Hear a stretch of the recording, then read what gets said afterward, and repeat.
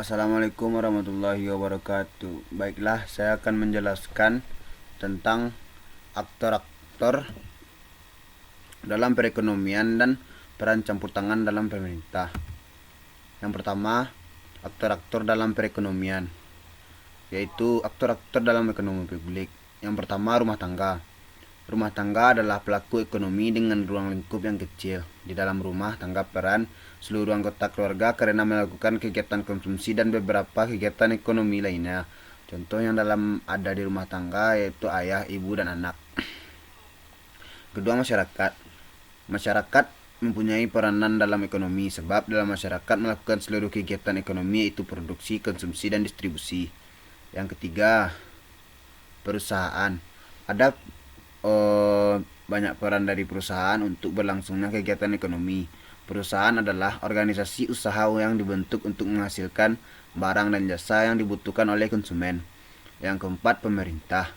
Peran pemerintah dalam perekonomian adalah membuat kebijakan yang dianggap berguna untuk keberlangsungan kegiatan ekonomi pemerintah sebagai regulator atau sebagai pengendali perekonomian sebuah negara, antara lain barang dan jasa.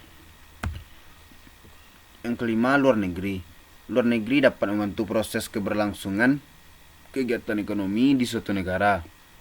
Pasalnya, tidak semua negara dapat melakukan kegiatan ekonomi sendiri, pasti akan meminta bantuan kepada luar negeri. Pelaku ekonomi dari luar negeri ini meliputi kegiatan ekspor dan impor, investasi di suatu negara untuk membangun pabrik, pertukaran tenaga kerja, dan memberikan pinjaman kepada negara lain. Yang keenam, lembaga keuangan. Pelaku keekonomi yang juga memiliki peran besar adalah lembaga keuangan. Ini adalah pihak yang melakukan kegiatan keuangan, baik bank maupun bukan bank, untuk membantu meningkatkan perekonomian suatu negara. Yang kedua adalah peran pemerintah. Di peran pemerintah ini kita bisa mendapatkan tiga buah peran. Yang pertama, peran alokasi. Peran alokasi adalah yang dilakukan oleh pemerintah ini sangat dibutuhkan terutama dalam hal penyediaan barang-barang yang tidak dapat disediakan oleh swasta, yaitu barang-barang umum atau disebut juga barang publik. Karena dalam sistem perekonomian suatu negara, tidak semua barang dapat disediakan oleh swasta dan dapat diperoleh melalui sistem pasar. Dalam hal ini, seperti maka pemerintah harus bisa menyediakan apa yang disebut barang publik tadi.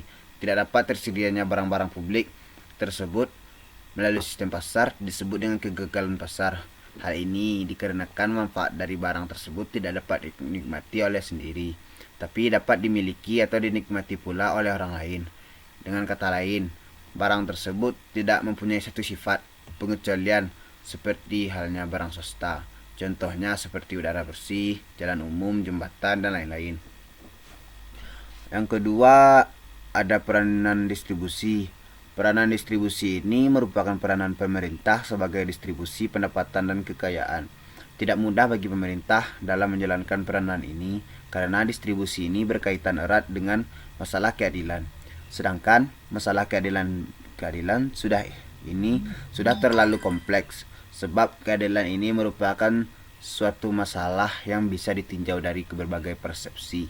Bahkan masalah keadilan ini juga tergantung dari pandangan masyarakat terhadap keadilan itu sendiri. Karena keadilan itu merupakan masalah yang relatif dan dinamis. Peranan yang terakhir adalah stabilisasi.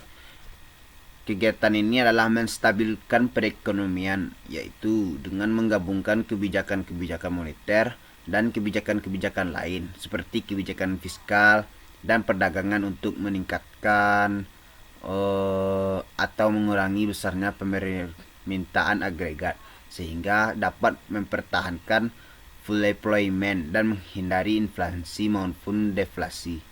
Peranan stabilisasi pemerintah dibutuhkan jika terjadi gangguan dalam menstabilkan perekonomian seperti terjadinya deflasi, inflasi, penurunan permintaan atau penawaran suatu barang, yang nantinya masalah-masalah tersebut akan mengakibatkan timbulnya masalah yang lain secara berturut-turut seperti pengangguran, stagflasi.